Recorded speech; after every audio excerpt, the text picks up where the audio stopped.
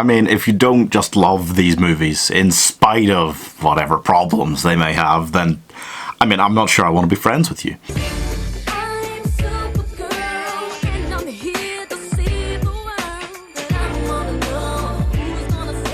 I know these movies have many problems, guys. Of course they do. You know, they're cheesy, they're ridiculous, they're just dumb a lot of the time. But don't you just love the Princess Diaries movies? Here's the thing, I've never actually read the Princess Diaries books, but I have received lengthy explanations from my sister every time we watch the films about the things they left out or changed in the adaptions that they really shouldn't have. Here's the thing.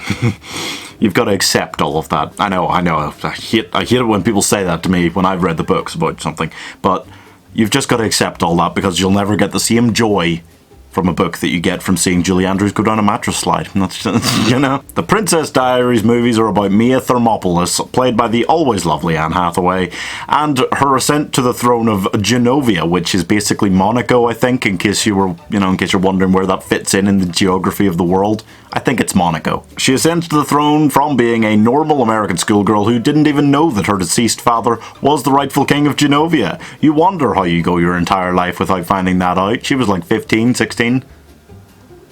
But yeah, that she didn't know. The films are marvelous, ridiculous, heartfelt, ludicrous, hilarious, fun, and no matter how much my opinions on films mature and age with me, I still always feel watching these like I'm the little kid trying not to admit how much he enjoys these things that his sister just stuck on, you know?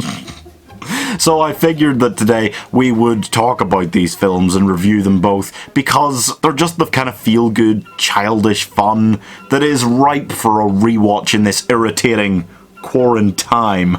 Oh yeah, you like that one, ladies? So the first movie takes Mia from average schoolgirl to princess in a heartbeat, and she is forced to deal with high school bullies. It's every high school film from the noughties. But all of that doesn't stop it from delighting with a fun soundtrack, the kind of side characters that just make for heroics, and all these great feel-good moments of realization that you can do this, that make you rise from your chair and fist pump the air, and then you realize what you're doing. You're cheering actively out loud for a Princess Diaries movie, and then you sit down again. Anyway, here is my 1 minute review for the Princess Diaries.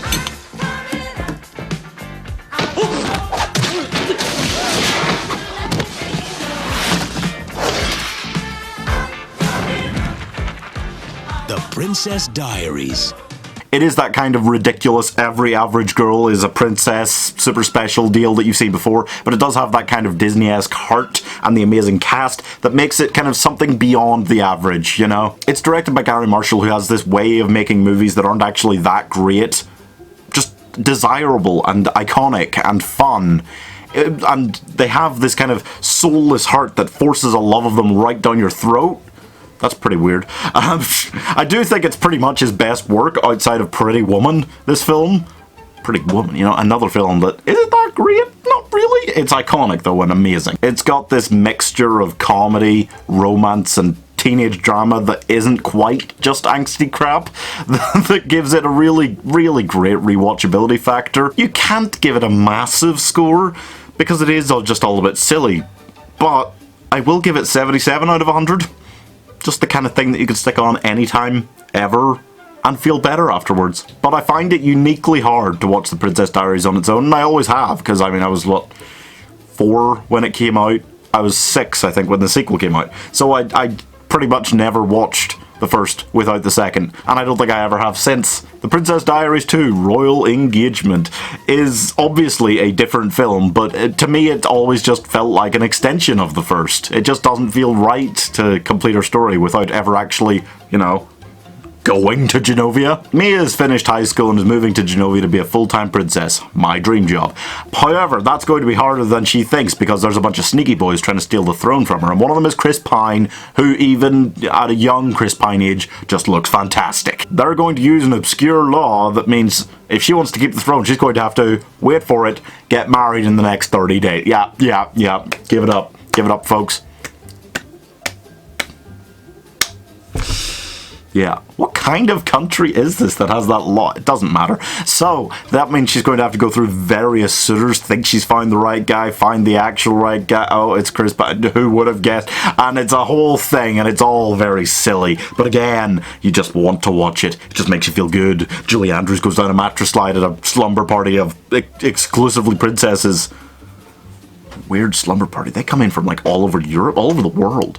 For it doesn't matter. It doesn't matter. Here is my woman review for The Princess Diaries 2 Royal Engagement. Anne Hathaway, Julie Andrews, The Princess Diaries 2. This sequel is great because even more so than the first one, it just kind of has fun with the concept. It just does what it can with this silly concept and does silly things, and it's fun. It's just fun. There's conflict, of course there is, but at the same time this film always feels like it's just happy and good, you know?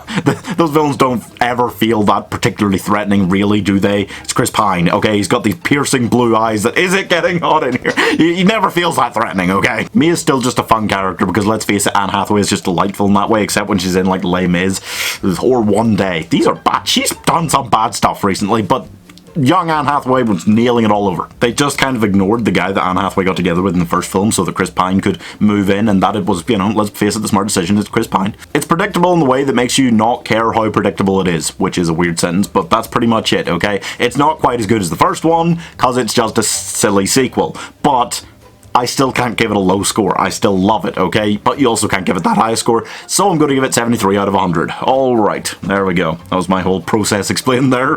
Genovia, Genovia, the land I call my home. God. You know what? I'll be honest, I always wanted to go live in Genovia. Didn't you? Don't you still? Probably no COVID in Genovia, let me tell you that. Please subscribe. Bye.